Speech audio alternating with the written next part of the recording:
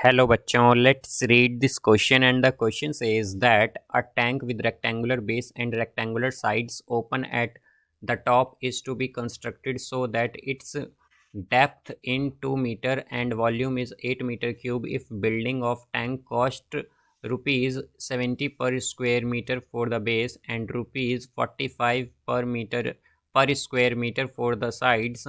What is the cost of least expensive tank. तो आइए अब इस क्वेश्चन को यहाँ पर हम सॉल्व कर लेते हैं। इस क्वेश्चन में कहा गया है कि एक टैंक है रेक्टेंगुलर बेस और रेक्टेंगुलर साइड के साथ जो कि ओपन होता है एट द टॉप और जिसकी डेप्थ जो है वो 2 मीटर है और वॉल्यूम 8 मीटर क्यूब है हमारे पास, और जो बिल्डिंग कॉस्ट है टैंक का वो है ₹70 पर square metre for the base and ₹45 पर square metre for the side. तो हमें कॉस्ट बताना है लीस्ट एक्सपेंसिव टैंक का। तो यहाँ पर हम की कॉन्सेप्ट यूज़ करेंगे, concept that volume of tank is equal to length into breadth into height. तो ये हमारे पास क्या होता है, ये होता है हमारे पास वॉल्यूम ऑफ टैंक। बिकॉज जो टैंक है वो क्यूबॉइड की शेप में होगा यहाँ पर, बिकॉज वो रेक्टेंगल्स से मिलके बना है। तो यहाँ से अब हम क्या करेंगे, लेंथ को मान लेंगे L या X मान लेते हैं इसे हम, और ब्रेथ को मान लेते हैं Y एंड हाइट हमें गिवन है 2। हाइट हमें गिवन है 2 मीटर। तो अब अगर हम देखें तो हमारे पास वॉल्यूम क्या हो जाएगी, वॉल्यूम को हम V से रिप्रेजेंट कर रहे हैं तो वॉल्यूम ऑफ टैंक क्या होगी। तो लेंथ हमारे पास है X, ब्रेथ है हमारे पास Y और हाइट है 2। तो 2 इंटू XY। अब यहाँ से हम अगर वॉल्यूम देखें तो वॉल्यूम क्या है 8 मीटर क्यूब, यानी कि 8 इज इक्वल टू 2XY हो जाएगा। तो हम क्या कह सकते हैं कि x इंटू वाई होगा 4, या फिर हम ये भी कह सकते हैं कि y की वैल्यू होगी यहाँ पर 4/x।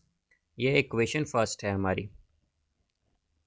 अब अगर हम कॉस्ट की बात करें यहाँ पर, तो कॉस्ट जो है हमारे पास उसे हम C से रिप्रेजेंट कर रहे हैं यहाँ पर। तो जो कॉस्ट ऑफ टैंक होगी यहाँ पर, तो क्या कहा गया है कि जो कॉस्ट है वो ₹70 पर स्क्वायर मीटर है फॉर द बेस।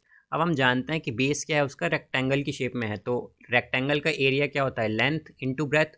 तो लेंथ हमारे पास x है और ब्रेथ क्या है y।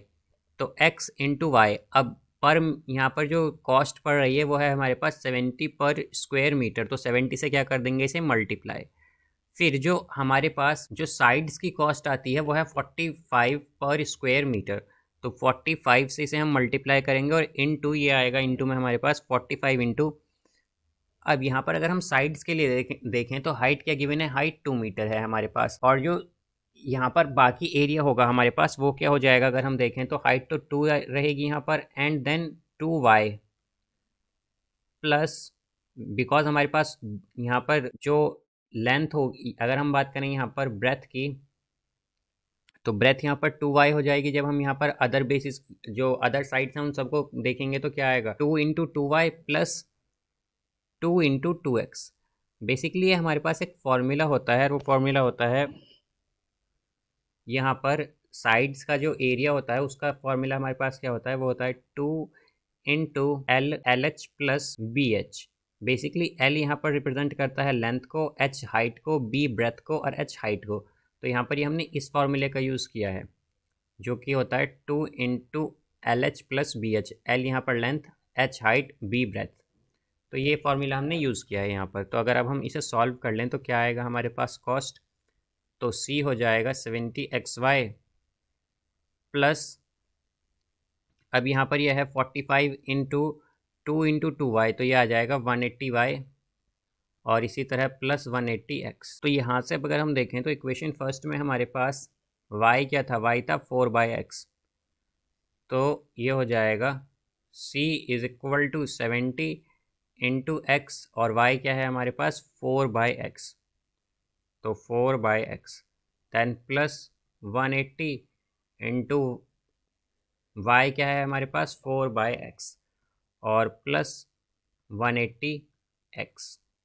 तो इसे अब अगर हम सॉल्व करें तो क्या आएगा, x से x कैंसिल, तो ये हो जाएगा हमारे पास 280 प्लस 720/x प्लस 180x। अब यहाँ से अगर इसे हम डिफ्रेंशिएट करें with respect to X, differentiating both sides with respect to X, X के रिस्पेक्ट में, तो ये आएगा dc/dx इज इक्वल टू 280 क्या है कांस्टेंट वैल्यू तो 0 हो जाएगी, और यहाँ से आ जाएगा -720/x² एंड प्लस 180। तो अब अगर हम देखें तो इसे अगर हम फिर से डिफ्रेंशिएट कर दें, अगेन डिफ्रेंशिएटिंग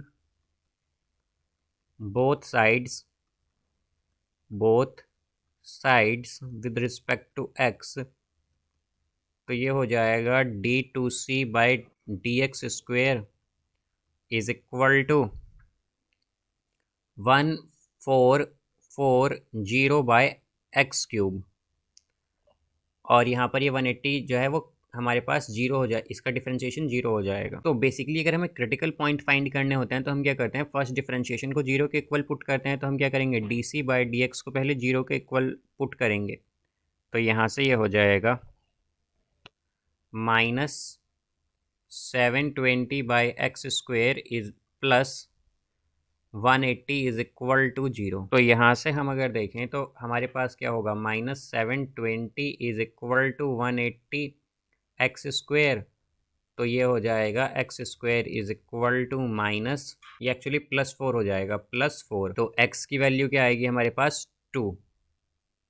या हम कह सकते हैं कि 2 मीटर, बिकॉज यहाँ पर हम माइनस साइन नहीं लेंगे क्योंकि जो हमारे पास x है वो किसे रिप्रेजेंट कर रहा है, x रिप्रेजेंट कर रहा है लेंथ को, और लेंथ कभी भी माइनस में नहीं हो सकती, इसलिए हम यहाँ पर केवल +2 मीटर लेंगे। तो हमारे पास ये x आ गया। तो यहाँ पर अब हम चेक करेंगे कि d2c/dx² जो है वो पॉजिटिव आता है या नेगेटिव x की इस वैल्यू पर। तो यहाँ से अब अगर हम देखें तो d2c/dx² at x is equal to 2 पर हमारे पास ये हो जाएगा 1440/x³ है, तो x की जगह हम क्या पुट करेंगे 2, तो ये हो जाएगा 8। तो इसे सॉल्व कर लें यहाँ से, तो ये आएगा 180। तो यहाँ से अगर हम देखें तो 180 क्या है, ये ग्रेटर देन 0 है, और हम जानते हैं कि जब हमारे पास d2c/dx² at x is equal to 2, या फिर हम कहें कि जो हमारे पास सेकंड डिफ्रेंशिएशन है वो ग्रेटर देन 0 होता है, तो बेसिकली हमारे पास जो वैल्यू आती है, अगर सेकंड डिफ्रेंशिएशन जो है वो ग्रेटर देन 0 हो, तो बेसिकली हमारे पास जो यहाँ पर फंक्शन है वो क्या हो जाएगा, मिनिमम वैल्यू देगा। तो हम क्या कहेंगे कि c जो है वो मिनिमम होगा at x is equal to 2 पर, बिकॉज यहाँ पर ये d2c/dx² x is equal to 2 पर ग्रेटर देन 0 है, इसलिए इसकी वैल्यू मिनिमम आएगी कॉस्ट की। तो हम क्या करेंगे, x is equal to 2 put कर देंगे हम यहाँ पर c में, तो c क्या था हमारा 280 + 720/x + 180x, तो यहाँ पर ये हो जाएगा c is equal to 280 + 720/x, तो 720/2 क्या होगा, ये हो जाएगा हमारे पास 360 एंड प्लस 180 इंटू 2, तो ये आएगा 360, तो ये इक्वल होगा 1000 के। तो हम क्या कहेंगे कि जो लीस्ट कॉस्ट होगा या जो लीस्ट एक्सपेंसिव टैंक होगा हमारे पास वो कितने का होगा, ₹1000 का, ये इसकी कॉस्ट हो जाएगी। So I hope you understood it well, best of luck, thank you.